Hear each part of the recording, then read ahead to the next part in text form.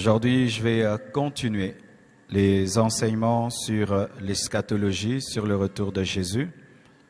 Et je vais parler des détails, des précisions. Vous savez, pendant qu'on enseignait, je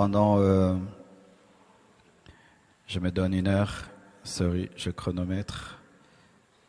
J'ai décidé de ne plus déborder. Amen. Chaque année, il faut changer. Alors, pendant Alpha, les orateurs ne pouvaient pas entrer dans certaines profondeurs parce qu'il fallait courir derrière le temps. Mais comme je suis votre pasteur, je vais revenir sur certaines choses avec plus de détails. Vous savez, ceux qui sont dans les fausses doctrines ont des détails de leur doctrine. Mais ceux qui sont dans la vraie doctrine n'ont pas les détails de leur doctrine. Je vais vous donner des détails. Amen.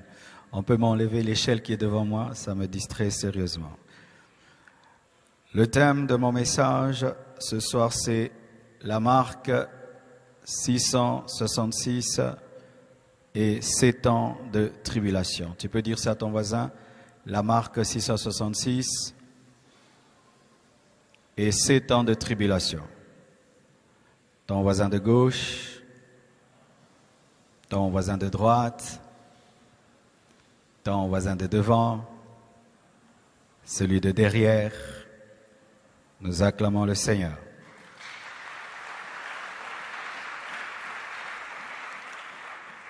Alors je vais commencer par les 7 ans de tribulation. Parce qu'on a beaucoup enseigné, on a dit 7 ans de tribulation, 7 ans de tribulation, 3 ans et demi, mais on n'a pas vraiment donné des versets. Il ne faudrait pas que vous puissiez sortir de cet enseignement seulement avec des dogmes dans la tête. Le pasteur avait dit, mais vous n'avez pas des versets. Amen. Donc aujourd'hui, je vais aller calmement vous donner les versets pour chaque chose qui a été dite jusqu'à la marque de la bête, clairement, simplement, comme c'est des fausses doctrines enseignent. Amen. Alors, lorsque vous lisez la parole de Dieu au sujet des 7 ans, on parle souvent de 7 semaines, dites 7 semaines. On parle souvent de un temps, des temps et la moitié d'un temps. 7 semaines, c'est 7 ans. Un temps, une année, des temps, 2 ans, la moitié d'un temps, ça fait 3 ans et demi. Et on parle de 1260 jours. Vous allez voir, ce sont des termes qui reviennent souvent pour donner le temps de la tribulation, 1260 jours, 42 mois. On parle de un temps, des temps, la moitié d'un temps, et on parle de 7 semaines et de la moitié, plutôt on parle d'une semaine et de la moitié d'une semaine. C'est là qu'on trouve le chronogramme de la tribulation. Et 2 endroits nous donnent ce chronogramme, le livre de Daniel et le livre d'Apocalypse. Daniel et Apocalypse. D'ailleurs, on dit que le livre de Daniel, c'est l'Apocalypse de l'Ancien Testament. Lorsque tu veux connaître l'Apocalypse de l'Ancien Testament, c'est Daniel. Daniel et Jean, les deux, quand tu lis vraiment, tu sens que c'est le même esprit, pour dire que le Saint-Esprit déjà opéré dans l'Ancien Testament. Alors, ça ne sert à rien de vous tenir debout parce que je vais lire beaucoup de choses. Alors, prenez tout d'abord Apocalypse 11, versets 1 à 7. Prenez cela. 7 ans de tribulation, divisés en 2 parties. Les 7 ans de tribulation sont divisés en 2 parties. La première partie est appelée tribulation. La deuxième partie est appelée grande tribulation. Je répète, la première partie de la tribulation est appelée tribulation, 3 ans et demi de tribulation, et la deuxième est appelée grande tribulation. Pourquoi la différence entre tribulation et grande tribulation? Parce que au début de la tribulation, cette période de 7 ans, les premiers 3 ans et demi, l'Antichrist n'a pas encore vraiment le pouvoir. C'est un temps où il est en train de séduire la terre, mais c'est au milieu de la tribulation et jusqu'à la fin qu'il va prendre le pouvoir et va faire souffrir les hommes en leur imposant la marque de la bête. C'est pourquoi la première partie est appelée tribulation, la deuxième grande tribulation. Quand est-ce qu'il y aura la tribulation, c'est après l'enlèvement. Lorsque l'Église sera enlevée, ce ne sera pas la fin du monde. Ce sera la fin de la grâce, la fin des temps des nations. Mais le monde va continuer après l'enlèvement. Verset.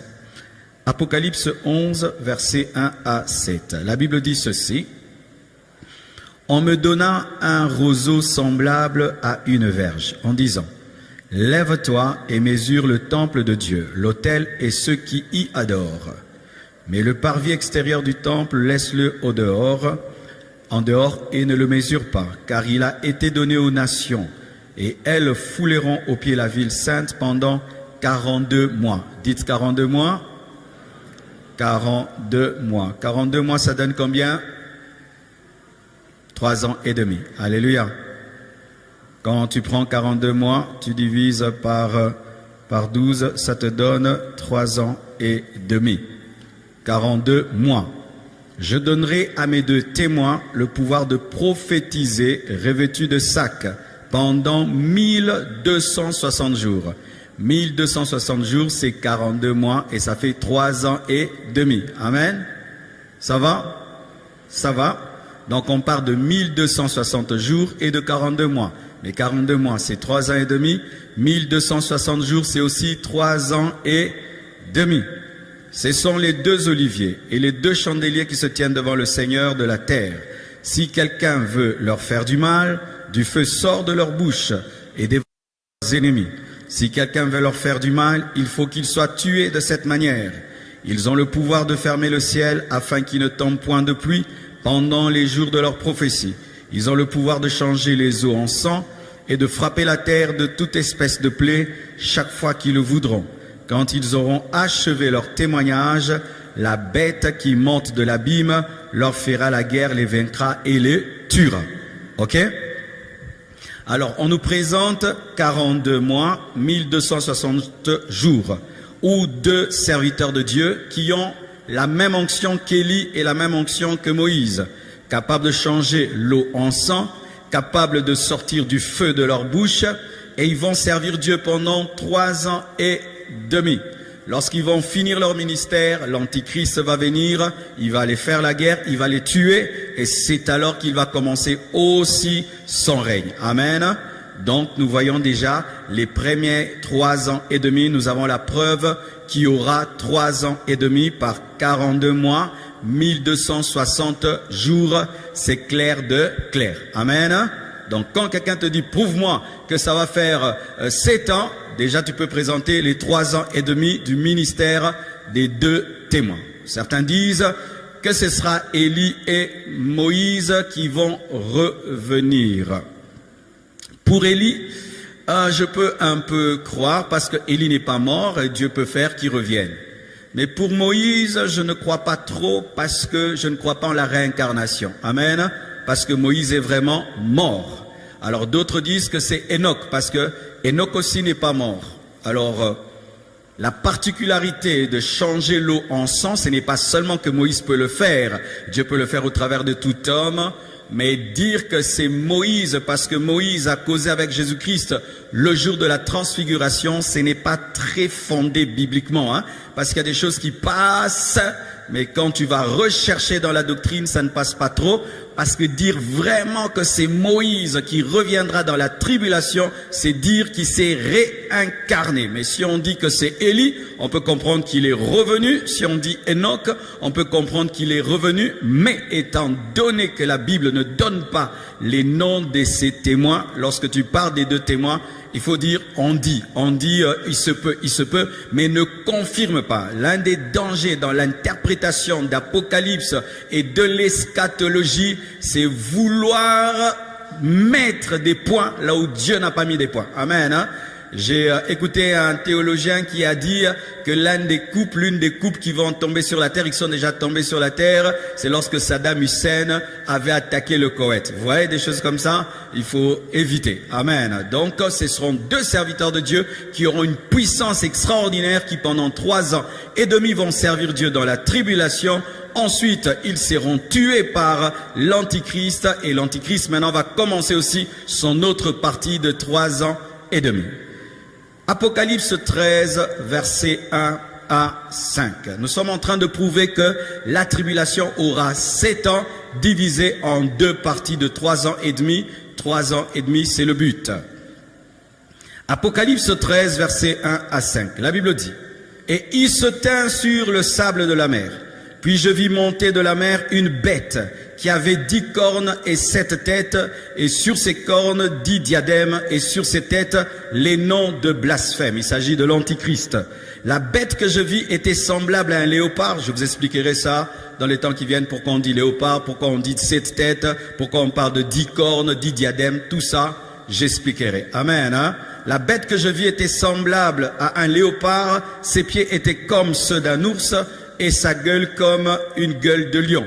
Le dragon lui donna sa puissance et son trône et une grande autorité. Donc l'Antichrist aura sa puissance provenant du dragon, le dragon qui est le diable. Et quand on parle de léopard, on parle de ours, c'est-à-dire qu'il aura en lui le mélange de plusieurs empires qui l'ont précédé. Les Romains, les Perses, les Mèdes, les Babyloniens, tous ces empires seront manifestés dans l'Antichrist. Et je vis l'une de ses têtes comme blessée à mort, mais sa blessure mortelle fut guérie. C'est-à-dire que l'Antichrist aussi voudra dire au monde qu'il a connu la résurrection. On dit qu'il a été blessé à mort, mais sa blessure mortelle fut guérie, et toute la terre était dans l'admiration derrière la bête. De la même manière que le monde est rempli d'admiration devant la résurrection de Jésus, l'Antichrist aussi voudra fabriquer sa résurrection pour qu'on dise qu'il est puissant, parce que le diable ne fait qu'imiter ce que Dieu a fait. Et ils adorèrent le dragon parce qu'il avait donné l'autorité à la bête. Ils adorèrent la bête en disant: qui est semblable à la bête et qui peut combattre contre elle? Écoutez maintenant. Et il lui fit donner une bouche qui proférait des paroles arrogantes et des blasphèmes, et il lui fit donner le pouvoir d'agir pendant combien de temps? Pendant combien de temps?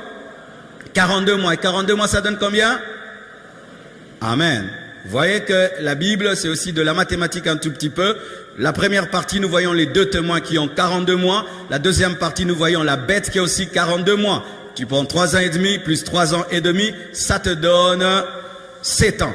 Amen. Tu prends 84 mois et ça te donne 7 ans. Amen. Donc là, vous avez déjà une preuve que la tribulation aura 7 ans divisés en 2 parties. Première partie, les 2 témoins. Deuxième partie, l'Antichrist avec le faux prophète. Amen. Et comme j'avais dit, l'Apocalypse de l'Ancien Testament, c'est Daniel.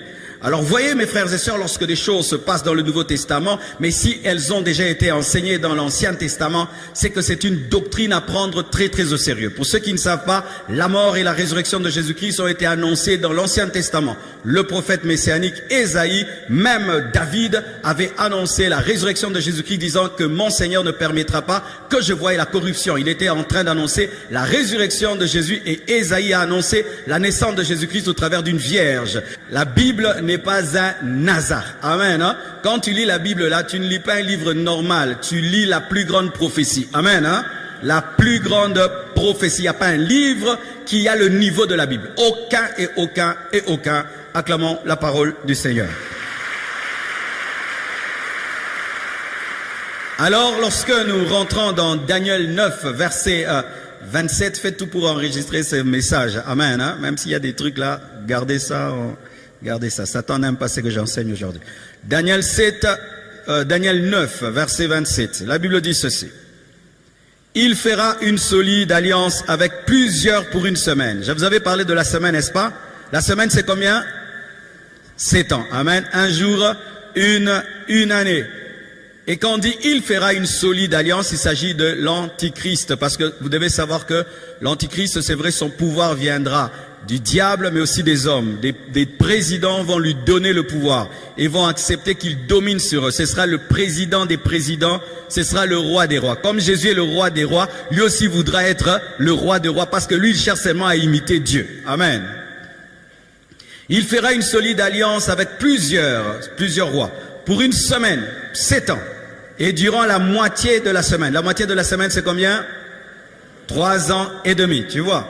Il fera cesser le sacrifice et l'offrande. Le dévastateur, on l'appelle aussi le dévastateur, commettra les choses les plus abominables jusqu'à ce que la ruine et ce qui était résolu fondent sur les dévastateurs. Ça veut dire ceci, les hommes vont lui donner 7 ans de pouvoir, mais il ne va pas régner 7 ans. Au milieu de son règne, Dieu va arrêter son règne parce que si il prenait 7 ans, si tu prends 7 ans plus 3 ans et demi, ça donne combien? 10 ans et demi. Amen. C'est-à-dire que le plan du diable serait que la tribulation puisse prendre 10 ans et demi, mais Dieu, afin d'épargner les élus, va arrêter à 7 ans. Amen. Parce que l'Antichrist, après avoir pris le pouvoir, voudra régner 7 ans, mais Dieu va arrêter à 3 ans et demi. Amen. Son projet, ce sera 7 ans, mais Dieu va arrêter les 7 ans à 3 ans et demi. Pourquoi? Pour les martyrs de la tribulation, afin qu'ils ne puissent pas les persécuter à l'excès. Amen. Alors mes frères et sœurs, si nous lisons également Daniel 7, versets 25 à 26, la Bible dit toujours au sujet de l'Antichrist, il prononcera des paroles contre le Très-Haut, il opprimera les saints du Très-Haut, il s'agit des Juifs et des chrétiens qui vont refuser de prendre la marque, et il espérera changer les temps et la loi, et les saints seront livrés entre ses mains pendant un temps ça fait quoi? Une année, des temps, ça fait 2 ans, et la moitié d'un temps, ça fait 3 ans et demi. Amen. Vous voyez dans le verset Daniel 9, verset 27, on lui donne une semaine, mais nous voyons dans Daniel 7, 25 à 26, on divise cette semaine en moitié. Amen. Vous êtes là? Alléluia, c'est clair, on voit qu'il aura 3 ans et demi. Les hommes vont lui donner 7 ans. Le diable va lui donner 7 ans, mais Dieu va lui donner 3 ans et demi. On dit, les saints seront livrés entre ses mains pendant un temps, des temps et la moitié d'un temps. Pourquoi on les livre entre les mains? Parce que dans la tribulation, il n'y aura pas la grâce. Amen. Là, on n'est pas livré entre les mains du diable. Mais dans la tribulation, les saints seront livrés entre ses mains et ils devront tenir jusqu'à la mort. Amen. C'est ça la différence. Là, tu n'es pas livré entre les mains de Satan, mais après l'enlèvement, tu seras livré entre ses mains et tu dois tenir bon jusqu'à la mort.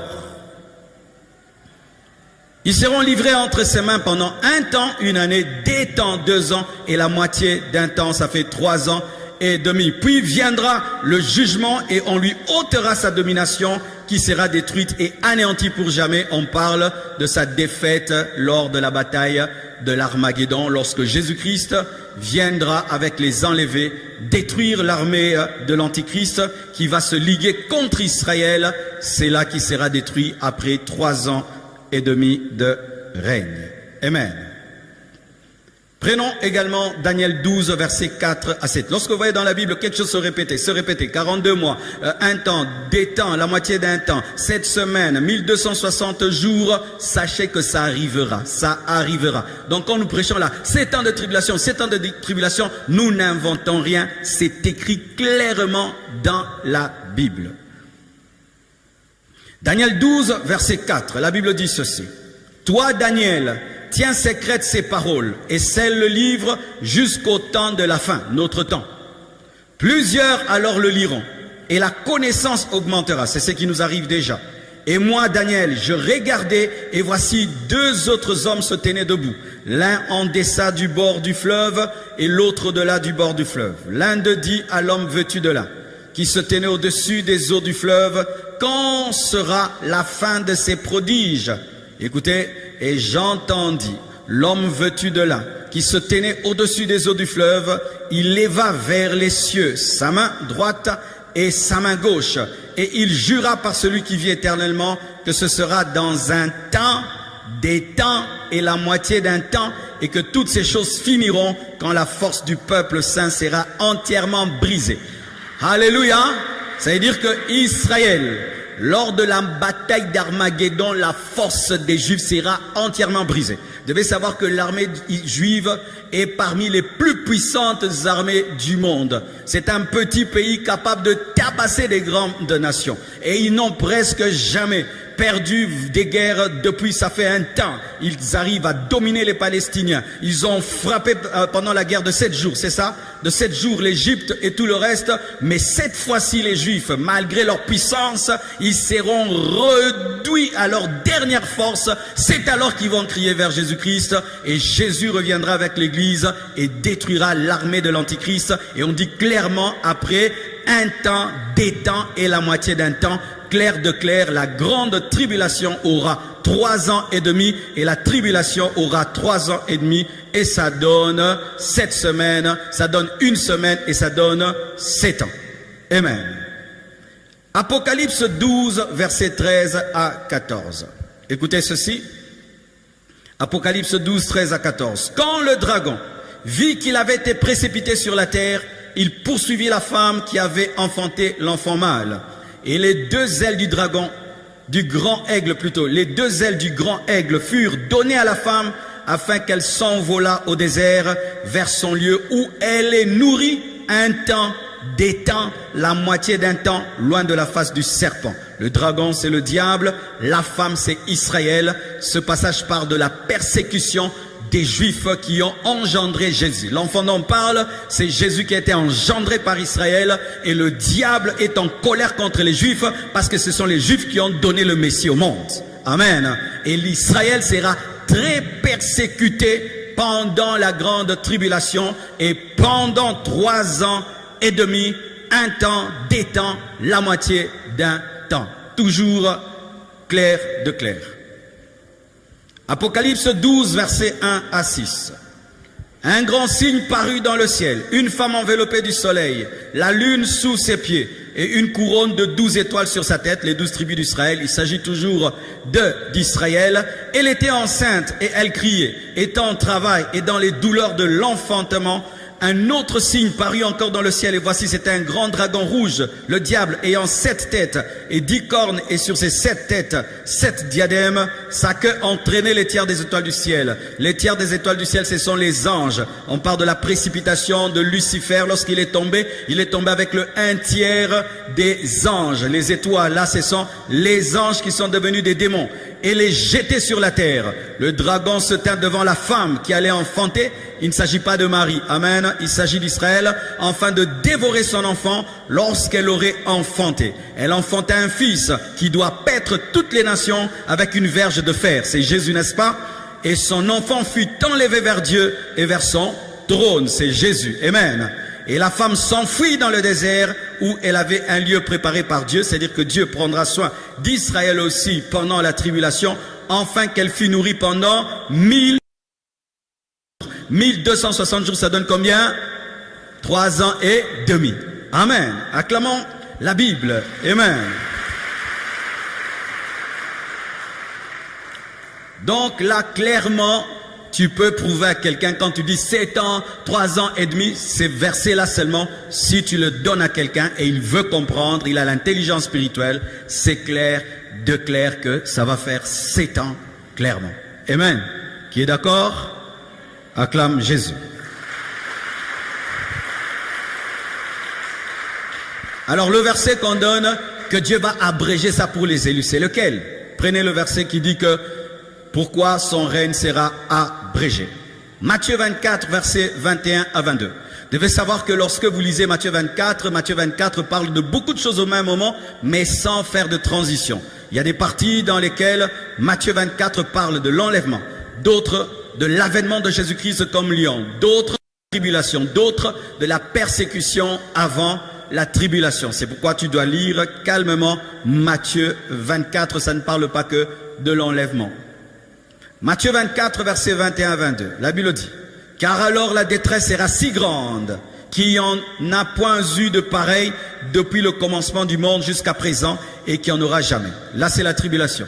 C'est seulement dans la tribulation qu'on peut dire qu'il y a eu de la détresse comme jamais depuis que le monde existe. Ce ne sont pas les persécutions que les chrétiens vivent maintenant. La détresse la plus grande depuis que le monde existe, ce sera de la tribulation parce que la tribulation est appelée la colère de l'agneau. Nos persécutions et nos épreuves présentes ne sont pas vraiment dans ce verset. Et maintenant, par rapport à cette période qui sera caractérisée par une grande souffrance, le verset 22 dit ceci, « Et si ces jours n'étaient abrégés, écourtés, rendus courts, personne ne serait sauvé. C'est-à-dire quoi? Que si la tribulation durait 10 ans et demi, même les martyrs de la tribulation allaient prendre la marque de la bête. Personne n'allait en échapper. Ils allaient se fatiguer parce que pendant 3 ans et demi, tu ne peux pas acheter ni vendre sans avoir la marque de la bête. Il y a des gens qui allaient craquer et ils allaient finir par se prosterner. Et pour eux, Dieu va arrêter. Amen. Donc voyez, l'intention du diable, c'est d'amener le monde entier en enfer. C'est ça l'intention du diable. Nous amener tous en enfer. Et si ces jours n'étaient abrégés, personne ne serait sauvé. Mais à cause des élus, ces jours seront abrégés. C'est quoi un élu? Un élu, c'est que vous devez savoir qu'il y a une différence entre la préscience de Dieu et la prédestination. Dites préscience. Dites prédestination. Alors, j'entends des gens qui enseignent la prédestination d'une certaine manière, mais je trouve que c'est très dangereux de l'enseigner de cette manière-là. Qu'est-ce qu'ils disent?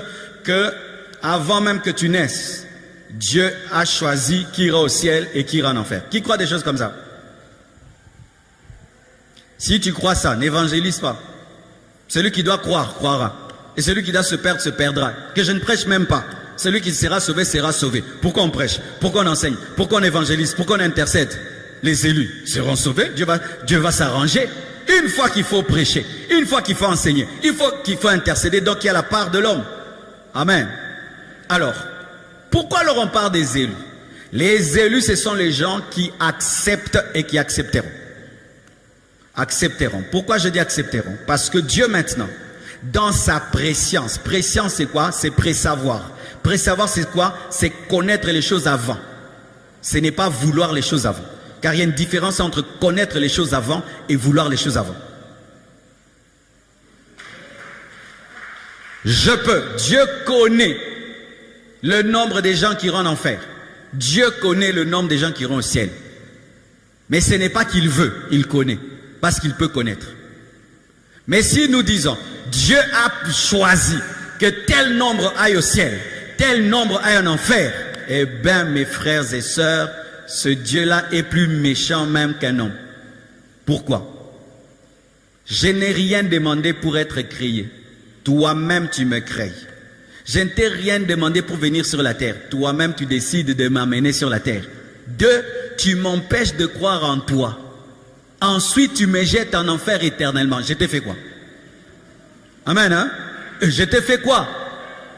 Et de 2, ça encourage les bêtises. Si on te dit par exemple, toi tu es un élu de Dieu, même si tu pêches, Dieu va s'arranger seulement que tu te retrouves au ciel. Ça va encourager des bêtises.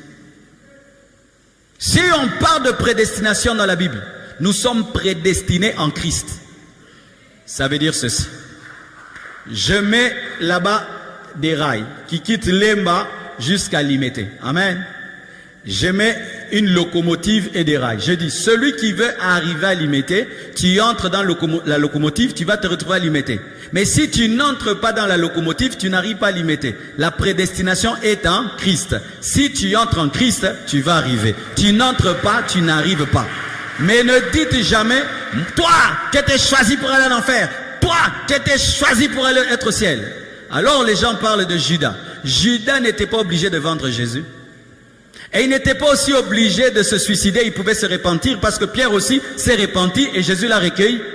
Les deux ont fait un péché, mais Pierre s'est ressaisi, Jésus l'a reçu. Si Judas s'était repenti, il allait être reçu.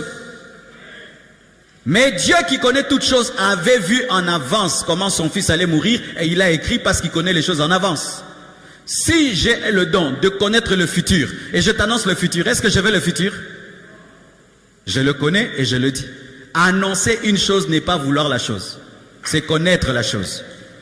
Parce qu'il y a des gens qui pensent comment Dieu le connaît, mais parce qu'il est Dieu, il connaît tout, il peut connaître sans vouloir.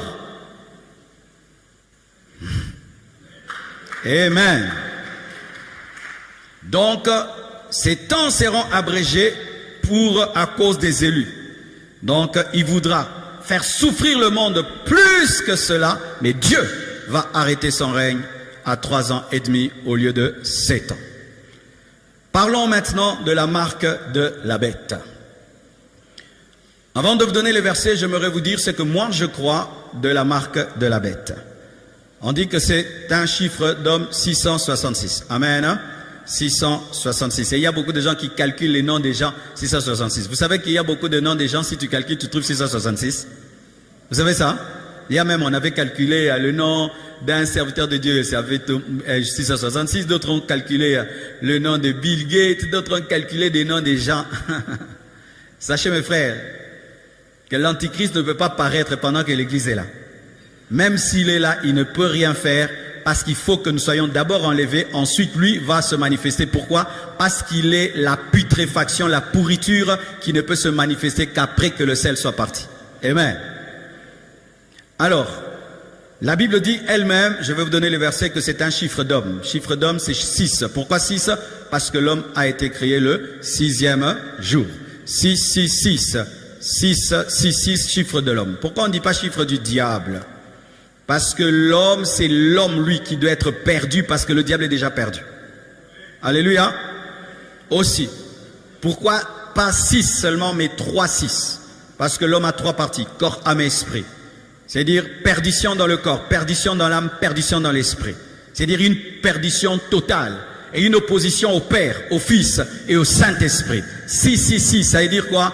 Le niveau de perversion le plus élevé que l'homme n'a jamais atteint. C'est ça 666. 666, c'est le paroxysme du mal. Le paroxysme de l'adoration à Satan, le paroxysme de l'apostasie, le paroxysme de la rébellion à Dieu où l'homme devient comme un démon. Vous devez savoir que les païens ne sont pas comme les démons. Parce que les païens peuvent se repentir. Mais ceux qui auront la marque de la bête ne pourront pas se repentir parce qu'ils auront des cœurs des démons. Vous savez ça? Une fois qu'un homme a la marque de la bête, il devient un apostat, il devient comme un démon. Les démons ne demandent jamais pardon à Dieu. Ils ne se repentent jamais. Et les hommes qui attraperont la marque de la bête auront l'incapacité de se repentir parce qu'ils vont devenir des apostats. C'est pourquoi lorsque vous lisez la Bible et que la Bible dit que ceux qui auront la marque de la bête seront frappés par des ulcères, mais au lieu de se repentir, ils vont maudire Dieu, ils seront comme des démons. La marque de la bête transforme le cœur de l'homme comme un cœur de démon. C'est ça, la marque de la bête. Alors, ce qui fait que aujourd'hui, quand on voyait quelqu'un, il se tatoue 666, il porte des habits 666, c'est pas la vraie marque de la bête. Parce que quelqu'un peut se tatouer, puis il enlève, et puis Dieu lui pardonne. Quelqu'un peut porter un habit 666, il demande pardon, Dieu lui pardonne. Mais quand tu as la vraie marque de la bête, tu es impardonnable. Alors les marques là qu'on parle là, oh ils ouvrent des portes avec ces derniers temps et tout, ce n'est pas encore ça la vraie marque. Parce que tu peux mettre un implant qui ouvre les portes et puis demain tu dis on enlève. Dieu n'a pas de problème avec ça. Parce que j'entends des gens qui ont même dit que le vaccin contre le corona c'était la marque de la bête. Aujourd'hui maintenant, corona Sili. Monique Botea qui m'a c'est pourquoi les choses de l'Apocalypse, il faut être prudent. Amen. Hein? Il y a des gens qui avaient dit, le vaccin, marque de la bête, c'est qu'ils prendront. Moi, j'ai pas été vacciné. Alors, j'ai attendu qu'en Europe, on ne demande plus le vaccin pour voyager. J'ai fait 2 ans, je ne voyageais pas. Alors, quand les gens ont vu que j'ai commencé à voyager, ils ont dit, Parcerlo, tu es perdu, tu as pris la marque de la bête. Vraiment, vraiment. Alors, vous devez savoir que la marque de la bête, pour l'instant, elle n'est pas là. Elle est en préparation. Si quelqu'un te dit aujourd'hui, oh j'ai la marque de la bête, ce n'est pas la vraie marque de la bête, parce que si quelqu'un prend la marque de la bête maintenant, entre guillemets, il peut se repentir, Dieu lui pardonne. Mais dans la tribulation, ce n'est pas possible. Et donc pour l'instant, la marque de la bête n'est pas là. Amen. Et la marque de la bête, ce n'est pas seulement un signe que quelqu'un écrit, c'est une adoration à Satan. En plus, c'est une clé. C'est un passeport qui permet de vendre, d'acheter, de voyager. C'est une clé spirituelle, une clé économique, une clé politique, commerciale. Et pour l'instant, il n'y a rien sur la terre qui est à ce niveau-là. Amen. La marque de la bête se prépare, mais elle n'est pas encore en application. Amen. Prenons les versets. Apocalypse 13, versets 20 à 18. La Bible dit, si quelqu'un mène en captivité, Apocalypse 13, 10, si quelqu'un mène en captivité, il ira en captivité. Si quelqu'un tue par l'épée, il faut qu'il soit tué par l'épée. C'est ici la persévérance et la foi des saints. Puis je vis monter de la terre une autre bête, une autre bête. Il y avait la première, l'Antichrist, mais il y a une deuxième bête. Vous devez savoir que dans l'Apocalypse, il n'y a pas que la bête, la seule bête. Il y a deux bêtes. Il y a une bête qui est l'Antichrist et il y a une deuxième bête qui avait deux cornes semblables à celles d'un agneau et qui parlait comme un dragon. Ce sera la combinaison de l'agneau et du dragon, parce que ce sera un faux serviteur de Dieu. Il aura l'apparence d'un serviteur de Dieu, mais il aura la puissance satanique. Ce sera un magicien caché derrière la Bible, un magicien caché derrière l'œuvre de Dieu, un magicien caché derrière l'église. Ce sera le chef spirituel de la plus grande église qui va exister lors de la tribulation. Ce sera une bête, mais qui ressemble à un agneau, mais qui parle comme un dragon. Elle exerçait l'autorité de la première bête en sa présence. Elle était servante de l'Antichrist. Ce sera un serviteur de Dieu, un faux serviteur de Dieu qui va servir un politicien. Ce sera un faux serviteur de Dieu qui sera sous la direction d'un politicien maléfique, démoniaque, qui va lui donner aussi sa puissance. C'est-à-dire le dragon donne sa puissance à l'Antichrist et l'Antichrist donne la puissance au faux prophète. Elle exerçait l'autorité de la première bête en sa présence et elle faisait que la terre et ses habitants adoraient la première bête dont la blessure mortelle avait été guérie. C'est-à-dire que l'Antichrist va utiliser la religion pour que les hommes l'adorent. L'Antichrist viendra dans les églises qui vont rester après l'enlèvement pour que les hommes de Dieu disent à leurs fidèles de l'adorer. C'est ça qui va arriver. Comme on entend maintenant des pasteurs qui viennent, oh, votez tel, oh, votez tel. Nous, on ne fera jamais ça. Amen, hein? Pardon. Ici, on prête seulement la Bible. On ne dit pas votez tel, votez tel. Parce que si je me tiens ici, je dis votez tel. Maintenant, toi, tu es de l'opposition, toi, tu es du pouvoir. Moi, je suis le pasteur de vous tous. Amen, hein? Donc ici, c'est pas voter tel, c'est recevoir Jésus, croyez à lui, aller au ciel. Amen. Mais en ce temps-là, ce sera un serviteur de Dieu qui va dire à ses fidèles d'adorer la bête, parce que la bête c'est Christ, la bête est Dieu. Et comme ils ont confiance en leur pasteur, ils vont croire en leur pasteur, alors que derrière le pasteur, il y a Satan. Waouh! C'est terrible, hein? C'est pourquoi l'église doit être au milieu du village. Amen, hein? C'est très important. Elle opérait des grands prodiges, même jusqu'à faire descendre du feu du ciel sur la terre à la vue des hommes. Qui faisait des miracles comme ça dans la Bible? Vous le connaissez? Qui faisait descendre le feu sur la terre? Élie. Le faux prophète fera des miracles comme Élie. Vous qui aimez les miracles plus que la parole, plus que le caractère. Il a le caractère du dragon, mais il fait des miracles comme Élie. Il est doux comme un agneau, mais il parle comme Satan. Il fait les miracles comme Élie, mais par la puissance satanique. Une combinaison de satanisme, de l'agneau, du dragon. Terrible. C'est pourquoi faites attention au mélange. Alléluia. Faites attention au mélange. Quelqu'un, il parle ici, chrétien. Il descend là-bas, païen. Faites très attention. Il fera des miracles jusqu'à faire descendre le feu du ciel sur la terre à la vue des hommes. Et elle séduisait les habitants de la terre par des prodiges qui lui étaient donnés d'opérer en présence de la bête, disant aux habitants de la terre de faire une image à la bête qui avait la blessure de l'épée et qui vivait, d'adorer la bête ressuscitée, mais la fausse résurrection. Et il lui fut donné d'animer l'image de la bête, afin que l'image de la bête parlât. L'image qui parle, c'est quoi? C'est la télévision. Jean a vu la télévision. Il lui fut donné d'animer l'image de la bête, afin que l'image de la bête parlât. C'est l'intelligence artificielle. C'est-à-dire que l'Antichrist se servira des hologrammes, se servira des écrans, se servira de la technologie pour qu'on l'adore dans le monde entier. Parce que lui n'est pas omniprésent. Comment on peut adorer un homme dans le monde entier? Il faut que son image soit partout. Et qu'est-ce qui permet à ce que l'image de quelqu'un soit partout? C'est la technologie. Mais comme Jean n'avait pas la technologie de ce temps-là, il ne pouvait pas comprendre. Il a dit, il fait que la statue bouge. Jean, c'est pas la statue, c'est la télé. Alléluia. Alléluia. C'est pourquoi vous voyez aujourd'hui, la technologie est en train d'aller à une vitesse, vous ne pouvez pas croire. Vous connaissez ChatGPT? Qui connaît ce ChatGPT? Vous connaissez? Qui ne connaît pas? Yo, qui est déjà là, hein? Vous êtes des déphasés, hein, vous? Vous êtes des déphasés. Il y a un robot aujourd'hui. Quand je dis robot, c'est pas seulement Robot, c'est une intelligence artificielle qui a maintenant sur Internet, tu lui poses toutes les questions, il te répond. Au point même à l'université, on commence à interdire ChatGPT parce que si tu dis écris-moi un livre, il t'écrit un livre. Tu dis écris-moi un livre, il t'écrit le livre. Écris-moi un poème, il te fait un poème. Écris-moi comment on cuisine, il t'écrit tout. Tu lui demandes même comment on peut faire une rébellion, il te montre. Je te dis.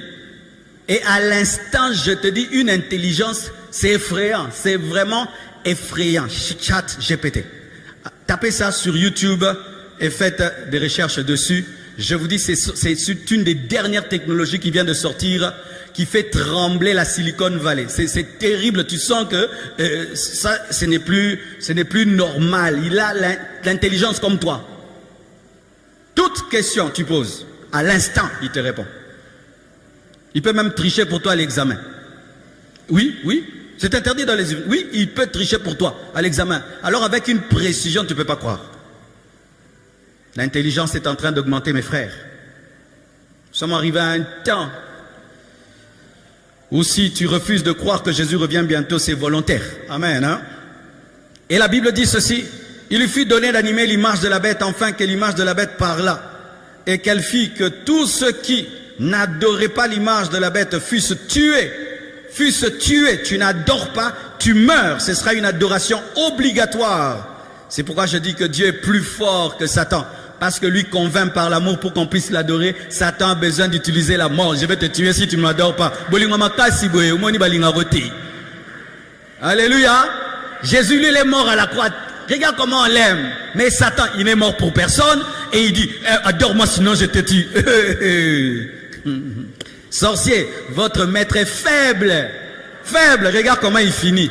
En imposant aux gens l'adoration. Jésus ne l'impose à personne. Il te convainc et tu adores. Il te convainc et tu l'aimes. Il te convainc, tu te réveilles. Est-ce que tu as déjà vu une épée qui veut te tuer pour adorer Jésus? Pourquoi? Il est tellement puissant qu'il est capable de t'enseigner et que tu puisses tomber amoureux de lui. Il n'a pas imposé à la Samaritaine de l'adorer. Il lui a parlé. Elle a jeté sa coupe, sa cruche. Elle a adoré. Jésus est supérieur à toutes ces religions. Ou vous ne croyez pas en notre Seigneur, on vous tue. Vous ne croyez pas en notre prophète, on vous bombarde. Non, on bombarde personne. On bombarde avec la prière, avec la parole, avec l'amour. Lorsque tu veux faire la différence entre deux religions, entre guillemets, regardez ceux qui n'utilisent pas la force. Ils sont les plus forts. Les religions faibles utilisent la force. Les religions fortes utilisent la parole, la conviction. Parce que quand tu es fort, tu parles, tu convaincs. Mais quand tu es faible, bombe et tuer les gens. Non, tue avec l'évangile. On te persuade, on te bombarde, on te prêche, tu pleures, tu abandonnes. Donne-moi la main. C'est une faiblesse que de bombarder les gens qui ne croient pas en vous. C'est une faiblesse que de tuer les gens qui ne croient pas en votre doctrine. C'est une faiblesse que de persécuter quelqu'un qui ne croit pas en ce que tu crois. Vous savez ça? Si vous avez un païen chez vous, vous le persécutez parce qu'il n'est pas chrétien, vous êtes des faibles. Vous devez beaucoup l'aimer et le convertir par l'amour. Nous les chrétiens, on ne fait pas souffrir les païens. D'ailleurs, on les aime tellement qu'ils changent. Amen. Hein? Les chrétiens qui font souffrir les païens n'ont pas compris l'évangile parce que Jésus est mort pour les païens. Oh, donne-moi la main. Faiblesse du diable. Il fut donné d'animer la bête afin que l'image de la bête parlât et qu'il fit que tous ceux qui n'adoraient pas la bête fussent tués. Et elle fit que tous, petits et grands, riches et pauvres, libres et esclaves, reçussent une marque sur leurs mains. Mains, c'est là où tu travailles. Sur leur front, l'intelligence qui voudra dominer nos activités et notre raisonnement. Et quand tu domines l'activité de l'homme et son raisonnement, tu le possèdes parce que ce sont ces deux choses qui nous permettent de faire des grandes choses, la pensée et l'action. Il voudra dominer la pensée, l'activité et la pensée. Et que personne ne put acheter ni vendre sans avoir la marque et le nom de la bête et le nombre de son nom. C'est ici la sagesse que celui qui a de l'intelligence calcule le nombre de la bête, car c'est un nombre d'hommes et son nombre est 666. Alors il y a des gens qui disent aujourd'hui que l'intelligence artificielle c'est la bête. C'est faux parce que la Bible dit c'est un nombre d'hommes, ce sera un nombre. Et on dit aussi qu'à la fin, l'Antichrist sera jeté en enfer. On ne va pas jeter un ordinateur en enfer. Donc, quand les gens disent que la bête c'est la nouvelle technologie, non, ce n'est pas la nouvelle technologie, ce sera un homme qui va utiliser les nouvelles technologies, mais ce ne sera pas la nouvelle technologie parce que la nouvelle technologie ne finit pas dans le feu, ne finit pas en enfer. L'antichrist, ce sera vraiment un homme, ce sera vraiment un homme, un politicien très intelligent, très influent, qu'on n'a jamais eu depuis que le monde existe. Il sera plus grand qu'Hitler, plus grand que Néron, plus grand que tout, que Napoléon Bonaparte, que tous les dictateurs qu'on a eu sur la terre. Il existera réellement, ce ne sera pas une intelligence artificielle, mais il se servira de l'intelligence artificielle. Apocalypse 14, versets 11 à 12. Nous sommes en train de parler de la marque de la bête. Amen. Hein?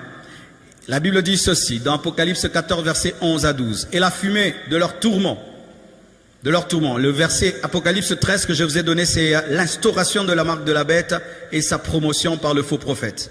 Maintenant, je vais vous parler de la haine que Dieu a pour la marque de la bête, qu'il ne faut pas prendre à la légère, la marque de la bête. Voyez l'attitude et le comportement de Dieu face à ceux qui prendront la marque de la bête. Apocalypse 14, versets 11 à 12. La Bible dit, « Et la fumée de leur tourment monte au siècle des siècles, et ils n'ont de repos, ni jour ni nuit. Ceux qui adorent la bête et son image, et quiconque reçoit la marque de son nom. C'est ici la persévérance des saints qui gardent les commandements de Dieu et la foi de Jésus. Ceux qui auront pris la marque de la bête, la Bible dit qu'ils seront tourmentés dans le feu au siècle des siècles, sans repos, ni la journée, ni la nuit. C'est l'enfer. Une fois qu'un homme a pris la marque de la bête, il ne peut pas dire « Dieu, excuse-moi, j'avais un peu faim, j'avais peur, excuse-moi, on enlève. » Une fois que tu prends cela, pour toi, ce sera le feu éternel, les tourments éternels au siècle des siècles, sans répit. Parce que la douleur, des fois, elle lâche et puis elle revient, mais ce sera une douleur qui ne se reposera jamais, qui ne s'arrêtera pas une seule seconde. Donc, frère, rater l'enlèvement, ce n'est pas aller en enfer, mais c'est être proche de l'enfer. Parce que peu de gens vont résister devant cette tentation de prendre la marque de la bête. Et une fois que tu prends, c'est l'enfer. Ne ratez pas l'enlèvement. Ne ratez pas l'enlèvement. Ne ratez pas l'enlèvement. Ne ratez pas l'enlèvement. Ne ratez pas l'enlèvement. Apocalypse 16, versets 1 à 2. Parce qu'on ne fonde pas la doctrine sur un verset. La Bible dit ceci. Apocalypse 16, 1 à 2. Et j'entendis une voix forte qui venait du temple et qui disait aux 7 anges, allez et versez sur la terre les 7 coupes de la colère de Dieu. Je vous expliquerai cela aussi. Peut-être je vais prêcher que ça toute l'année, hein. Il y a trop de choses à dire. Versez les 7 coupes de la colère de Dieu. Le premier Allah, il versa sur sa coupe sur la terre, la première coupe. Et un ulcère malin et douloureux frappa les hommes qui avaient la marque de la bête et qui adoraient son image. C'est-à-dire que les gens qui auront la marque de la bête seront déjà tourmentés pendant qu'ils sont vivants. Ils auront des ulcères, des bibons, des plaies bizarres et qui font très très mal. Vous vous souvenez des ulcères qu'il y a eu en Égypte? Donc ce seront des plaies, des bibons qui tourmentent. Ils ne sont pas encore morts, ils ne sont pas encore en enfer, mais déjà ils ont des ulcères. Et la Bible dit, malgré qu'ils auront ces ulcères-là, au lieu de se repentir, ils vont maudire Dieu. Tu t'imagines, 3 ans et demi, tu as des ulcères qui ne finissent pas. Une plaie qui ne finit jamais. Et aussi quand tu meurs, tu vas encore dans le feu. Hey, faut pas rater. Hein? Alléluia. Faut pas rater. Moi, j'aime même pas une douleur là qui me fait mal ici. Maintenant, il serre. Encore. Apocalypse 16. Verset 19, verset 20 à 21. La Bible dit ceci. Et la bête fut prise, et avec elle le faux prophète, qui avait fait devant elle les prodiges par lesquels ils avaient séduit ceux qui avaient pris la marque de la bête et adoré son image. Ils furent tous les deux jetés vivants dans les temps ardents de feu et de soufre. Et les autres furent tués par l'épée qui sortait de la bouche de celui qui était assis sur le cheval, Jésus, et tous les oiseaux se rassasièrent de leur chair. Trop de choses à dire ici. 1. Malgré toute la force là de l'Antichrist qui va dominer sur la terre, le jour que ces 3 ans et demi de règne vont prendre fin, on va seulement les prendre comme ça, comme un beignet. On va les jeter dans les feux. Dites comme un beignet. Il y a des gens, quand ils font des choses, tu penses vraiment qu'il est fort. Mais quand le temps s'arrête, Dieu le prend vraiment comme un beignet dans le feu. Et quand vous lisez la Bible, ce sont les deux seules personnes de toute l'humanité qui iront en enfer sans mourir. Donc ils ne vont même pas passer par la mort. C'est vivant, feu. C'est écrit. Batang la Bible malembe. Mettez-moi ça. La Bible dit ceci. Et la bête fut prise, et avec elle le faux prophète qui avait fait devant elle les prodiges par lesquels ils avaient séduit ceux qui étaient pris, qui avaient pris la marque de la bête. Et ils furent tous les deux jetés vivants, n'est-ce pas? Vivants, on ne dit pas morts.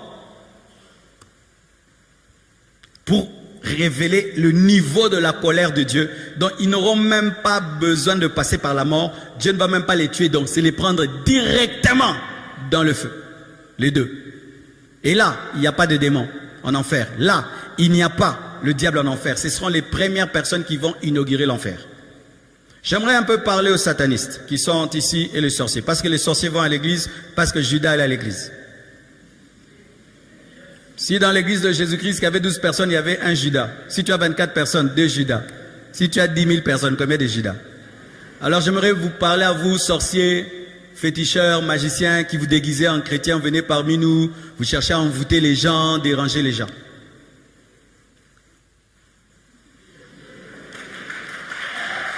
J'aimerais un peu vous parler. Vous parlez de votre maître Satan, qui vous trompe qu'il est fort. Nous, quand on voit le fils de notre Dieu, c'est que son père a fait pour lui. Il y a de quoi devenir son fils. Il n'a pas abandonné dans le tombeau. 3 jours après, il a ressuscité. Aujourd'hui, il est à la droite de Dieu le Père et revient dans la puissance. Mais quand je regarde ce que votre maître Satan va faire à son fils, vraiment, c'est un papa irresponsable. Pendant qu'on va prendre son fils, le jeter dans le feu, il ne va même pas plonger dans le feu. Il ne va rien faire pour lui. Lui-même sera lié pendant 1000 ans. Mais Dieu n'était pas lié pendant que Jésus était mort. C'est pourquoi Jésus est sorti 3 jours du tombeau. Mais pendant que l'Antichrist se fera 1000 ans dans le tombeau, et même il crie, Papa, Satan parce que le diable fera 1000 ans dans l'abîme et l'Antichrist 1000 ans déjà dans le feu. Maintenant, quand ils vont se retrouver, ce sera comment? Parce qu'après 1000 ans, je vais vous donner les versets là même vendredi, le diable sera délié et il ira attaquer à la guerre de Magog et Magog. On va le prendre, on va le jeter dans le feu. Ils vont se retrouver, papa et l'enfant, en enfer après 1000 ans de séparation. Ils vont s'accueillir au soir. Il va dire, tu vois, donc tout ce que tu m'avais promis, c'était le feu. Un aventurier. Alléluia. Sorcier, vous êtes en train de suivre un maudit qui sera maudit, un échec qui échouera et qui ne fera qu'échouer. Parce que lui, il ne fait qu'échouer. Lui, il ne va que de précipitation en précipitation. Et il vous trompe et vous dit, si tu m'as donné ton âme, tu ne peux plus la retirer. C'est faux. Si tu as fait un pacte avec le diable et tu lui as donné ton âme, étant donné que ton âme n'est pas à toi, tu ne peux pas donner ce qui n'est pas à toi, donc tu peux retirer. Oh non, j'ai fait le pacte avec le diable. C'est impossible de faire marche arrière. Tu peux faire marche arrière. Tu peux faire marche arrière. Tu peux renoncer à la magie, à la sorcellerie, à l'occultisme. Tu peux renoncer. Parce que ce n'est pas ton âme pour la donner. Alléluia. Mais si tu penses qu'avec lui, tu vivras des grandes choses, va lire dans la Bible la fin de Satan. La fin de Satan, c'est le feu. Et il va t'amener là où il finira. Parce que l'enfer n'a pas été créé pour l'homme. L'enfer était créé pour le diable, mais pour les hommes qui vont le suivre. Mais si tu ne le suis pas, tu ne finiras pas là-bas. Et il te ment. La nuit, tu conduis des voitures. La journée, tu es piéton. Nous, ce qu'on voit en vision, on le devient. Alléluia. Et même s'il te donne des choses sur la terre, il te donne 1000 choses, il te prend 10 000 choses. Mais la bénédiction de l'Éternel ne se fait suivre d'aucun chagrin. Magicien, répands-toi. Sorcier, répands-toi. Féticheur, répands-toi. Tu es en train de suivre un escroc, un voleur, un destructeur et un meurtrier. Lorsque Dieu nous bénit, ah mais non, mais c'est terrible. Est-ce que Jésus a prêché avec des écrans comme moi? Jésus a prêché sur des chars comme ça. Il n'est même pas jaloux de moi. Mais Satan est jaloux de ses enfants. C'est pourquoi il te donne la santé. Mais demain, il va te prendre les enfants. Demain, il te donne les enfants, il te prend la santé. Il te donne l'argent, il te prend le sommeil. Pourquoi? Parce qu'il bénit avec jalousie, parce qu'il n'est pas béni. Mais Dieu est éternellement béni. C'est pourquoi Jésus a dit que si vous croyez en moi, vous ferez les œuvres que j'ai faites et vous en ferez des plus grandes. Il n'a aucune jalousie. Donne-moi l'amen.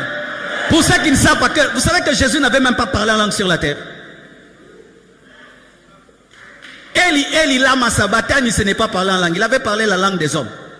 Mais nous, rimbloskeri abashaya, il n'est pas jaloux. Mais ce n'est pas qu'il ne pouvait pas, mais il nous a laissé ça. Vous savez que Jésus n'a jamais dirigé une église locale au vrai sens du terme. C'est Pierre qui a dirigé. Il n'était pas jaloux. Mais Satan est jaloux. Quand tu as sommeil, il est jaloux parce que lui ne dort pas. Quand tu es heureux, il est jaloux de toi parce que lui n'est pas heureux. Quand tu es en communion avec Dieu, il est malheureux parce que lui, il s'est séparé depuis longtemps. Et tu te dis que toi, en plus, il vous ment, vous tous, il vous dit que vous êtes ses bras droits. Tous les satanistes qui témoignent, oh, moi j'étais la femme de Satan. Maintenant, lui, il en a combien? Oh, j'étais les bras droits du diable. Il a combien de bras? Il vous ment tous que vous êtes des bras droits. Son bras droit arrive, il s'appelle Antichrist, et il finira dans le feu. S'il va faire ça à son bras droit, toi maintenant qui es son ongle, tu finiras où? Toi qui as la sorcellerie du quartier, la sorcellerie des rats, des canards. Oui, ta sorcellerie sale là que tu as. L'antichrist qui viendra, qui va donner aux gens sa marque au monde entier. Qui va faire que le monde entier l'adore. Regarde comment il va finir. J'étais vivant dans le feu. Maintenant, toi, tu as envoûté ta famille, tu as tué seulement tes frères et sœurs, tu as tué seulement 12 personnes. Il va te récompenser avec quoi? Tu es un escroqué. Toi qui es magicien, tu te penses intelligent. Tu es bête. On t'a escroqué. Oui? Donne-moi la main, je vais te parler. Tu dors dans les cimetières. Vraiment. Tu vois des serpents. Hein? Des choses t'apparaissent. Ça, c'est quoi ça? Il y a du bonheur dedans. Si tu es sorcier, cherche-moi au bureau. Oh, je suis sérieux. Si tu as des livres magiques, viens nous chercher. Oh, il y a 2-3 dimanches, j'ai prêché comme ça. Un jeune m'a suivi. Il a dit, pasteur, je suis dans la magie. Je suis dans l'occultisme. Je me transforme en loup-garou. Je me transforme en chien. Je commence à prier pour lui. Oh, c'était un chien qui était devant moi. Un jeune garçon qui a voulu être Illuminati. Vous savez le problème, les églises, on a oublié les sorciers et les magiciens. On pense à eux seulement quand on dit nous allons brûler les sorciers, nous allons maintenant détruire les œuvres des sorciers. Ils existent. Il faut aussi qu'ils soient sauvés. L'évangile, ce n'est pas seulement pour les impudiques, même pour les satanistes. Et beaucoup de satanistes, vous êtes dans l'occultisme. Pourquoi? Parce que vous avez peur de la mort. Satan vous dit que si tu me lâches, je te tue. Il n'a pas le droit de te tuer. C'est Dieu qui tient ta vie dans ses mains. Ce n'est pas le diable. Une fois que tu te convertis, toi qui es sataniste, le diable ne te touchera plus parce que tu vas être la propriété privée de Jésus. Il n'a pas touché à Moïse. Moïse a été initié dans les arts magiques de l'Égypte quand il est venu auprès de Dieu. Est-ce qu'on l'a touché? Il était plus fort que les magiciens. Une fois que tu deviens chrétien, tu deviens le plus puissant. Et tu deviens plus puissant que le plus grand magicien. C'est-à-dire que quand tu étais dans la sorcellerie, s'il y avait un magicien qui était au-dessus de toi, une fois que tu te convertis, tu deviens supérieur même au diable. Oh, donne-moi la main. On me raconte l'histoire un jour, des sorciers sont allés attaquer une église. Ils n'arrivaient pas. Alors le diable a fait une réunion. Et puis il a dit, qu'est-ce qui se passe? Il a dit, non, on est allé là-bas, quelque chose arrive. Qu'est-ce qui se passe? Quand on commence à leur attaquer, si seulement ils disent Jésus, quand ils disent seulement Jésus, ils ont ouvert les yeux, sa tête est par terre. Et il était comme ça, hé, ne cite jamais ce nom dans cette réunion. Ne cite jamais ce nom dans cette réunion. Alors le sataniste s'est dit, oh, même lui, il tombe devant les noms là. C'est comme ça qu'il s'est converti. Un nouveau converti aujourd'hui, il crie Jésus. Le diable tombe lui-même. Si pendant que je parle, ça t'énerve, tu as la sorcellerie. Mais oui, oui, la sorcellerie. Comment quand je dis des trucs comme ça, tu es mal à l'aise? Tu as la sorcellerie. Tu es gêné comment?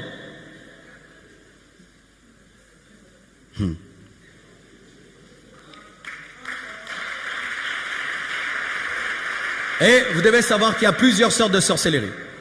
La sorcellerie est citée, la magie et la sorcellerie sont citées comme des œuvres de la chair. il y a une autre sorcellerie, pour ceux qui ne savent pas, c'est une sorcellerie de manipulation et de jalousie.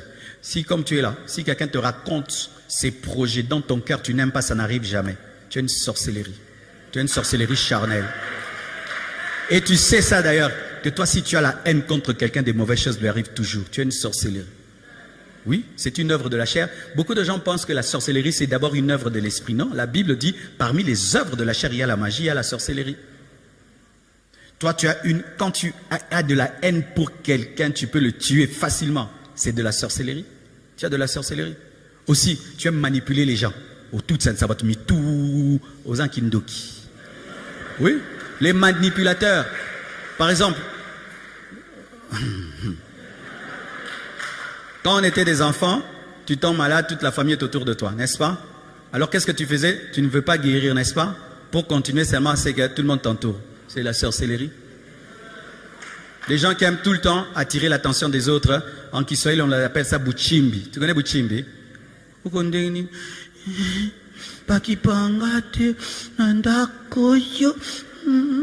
Mais tu bête au bela qu'il fallait boyer babino moko. Buchimbi kindoki. Maintenant, quand tu as la sorcellerie charnelle, maintenant tu as une porte d'entrée pour la sorcellerie spirituelle. C'est comme maintenant on va te donner la vraie sorcellerie. Tu vas utiliser maintenant cette jalousie pour commencer maintenant à tuer les gens maintenant par les démons. Mais déjà toi tu les tues par ton esprit. Parce que tu ne sais pas, l'esprit de l'homme aussi a de la puissance. Ce n'est pas seulement les démons qui ont la puissance, même l'esprit de l'homme. C'est pourquoi il y a des gens, si seulement tu racontes tes projets, ça n'arrive jamais. Il n'a pas des démons, son esprit est tellement mauvais qui s'oppose à ça, ça n'arrive pas. Ndokyozawa. Oui, certaines personnes au dernier jour, Dieu va te dire, tu étais sorcier. Je dis, hé, non, n'a ça pas que tu as diable été. Qui moté manoizake bandoki. Tu rencontres quelqu'un, tu vas voir quelqu'un, il est tellement heureux dans sa vie que tu rentres à la maison, tu n'arrives pas à dormir. Tu n'as pas dormi.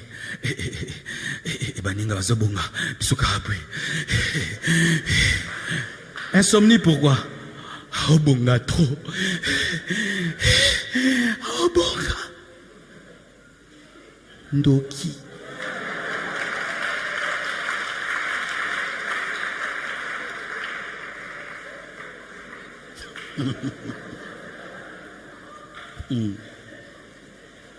Au point où tu n'aimes pas voir le succès des autres parce que tu connais ce que ça va te faire, tu refuses. Oh, viens mon mariage, je ne veux pas. Pourquoi? je risque de ne pas dormir. Sorcier, tu es sorcier. C'est pourquoi si tu as quelqu'un, chaque fois que tu lui racontes tes choses, ça n'arrive pas, il a une sorcellerie, peut-être pas spirituelle mais charnelle. Ne lui dis plus. Ou ne dis, ça c'était pas prévu, hein? Ne dis les choses que si tu les as déjà blindées en esprit. Parce que des fois vous dites les choses, vous n'avez pas encore prié pour ça. Vous ne les avez pas encore enfantés spirituellement, mais vous les racontez. C'est pourquoi ça n'arrive pas. Si tu as déjà prié pour ça, tu as déjà enfanté pour ça, même si les gens savent, ça ne fait rien. C'est quand on fait des affiches, les panneaux. Les gens savaient qu'on allait avoir Alpha 30 le dernier jour, n'est-ce pas? Ils ont tout fait pour qu'il pleuve. Il n'y a pas eu la pluie parce que c'était déjà blindé. Mais quand tu n'as pas encore enfanté spirituellement, n'en parle pas. Amen. Hein? Parce qu'il peut même être chrétien, mais il a la sorcellerie charnelle. Il a la sorcellerie du cœur. C'est pourquoi, remarque, si maintenant tu lui dis que tu souffres, tu vois, il est heureux. C'est dans tout est dur. Vraiment, je souffre, rien n'avance. Oh, frère, sorcellerie. Mais si maintenant tu chantes, tout avance. Tu vois, son attitude change. Sorcellerie, œuvre de la chair. Oh, baza mato ya yoka bayoki. Alléluia. Apocalypse 20, verset 4, pour finir, la Bible dit « Et je vis des trônes, et à ceux qui s'y assirent furent donnés le pouvoir de juger. Et je vis les âmes de ceux qui avaient été décapités à cause du témoignage de Jésus et à cause de la parole de Dieu, et de ceux qui n'avaient pas adoré la bête ni son image, et qui n'avaient pas reçu la marque sur leur front et sur leurs mains. Ils revinrent à la vie, et ils régnèrent avec Christ pendant 1000 ans. C'est-à-dire ceci, Jésus est né, il a formé les disciples, il est mort, il est ressuscité, il a envoyé le Saint-Esprit, l'Église est née et nous sommes au temps de l'Église. L'Église se prépare à l'enlèvement. Jésus va revenir dans les airs, nous allons monter avec lui. Pendant que nous sommes au ciel, les noces de l'agneau, j'en parlerai, et le tribunal de Christ, la récompense sur la terre, 3 ans et demi. Tribulation, 3 ans et demi, grande tribulation, et nous allons revenir pour détruire le règne de l'Antichrist à la bataille d'Armageddon. Maintenant, voici ce qui va arriver quand nous allons revenir. Il y a des gens qui vont ressusciter. Il y a des gens qui vont ressusciter à la fin de la tribulation. Amen. Hein? Il y aura des résurrections avant l'enlèvement, il y aura des résurrections avant la tribulation. Qui sont ceux qui vont ressusciter avant la tribulation? Il y a les saints de l'Ancien Testament, parce qu'ils doivent entrer dans la promesse qui a été faite à Abraham, la terre, et aussi les saints de la tribulation, c'est-à-dire ceux qui ont refusé de prendre la marque de la bête, entreront maintenant avec l'Église pour régner dans le millénium pendant 1000 ans. Amen. Mais une fois que tu es enlevé, toi seulement, tout est fait, tu te retrouveras dans le millénium. Mais si tu n'es pas enlevé, la Bible dit, tu dois tenir bon, tu dois refuser et ainsi tu seras ressuscité, même si l'Antichrist t'a décapité, pour que toi aussi tu règnes avec Jésus dans les 1000 ans. Et ceux qui sortiront de la tribulation comme les martyrs de la tribulation dans les 1000 ans, même si le diable sera délié après 1000 ans pour les séduire, ils ne seront pas séduits. Ceux qui seront séduits, ce sont leurs enfants. Leurs enfants, parce que les gens qui vont traverser la tribulation pour le millénium sans mourir, parce qu'il y a des gens qui ne vont pas mourir, qui vont avoir la marque qui vont refuser la marque de la bête, mais qui ne seront pas tués, ces gens-là auront des enfants pendant le millénium. Et c'est leurs enfants, ce sont leurs enfants qui seront tentés après 1000 ans. 1000 ans, c'est beaucoup. C'est cette génération-là qui sera tentée par le diable pour la bataille de Gog et Magog. Je vous donnerai les versets de tout cela. Que Dieu vous bénisse.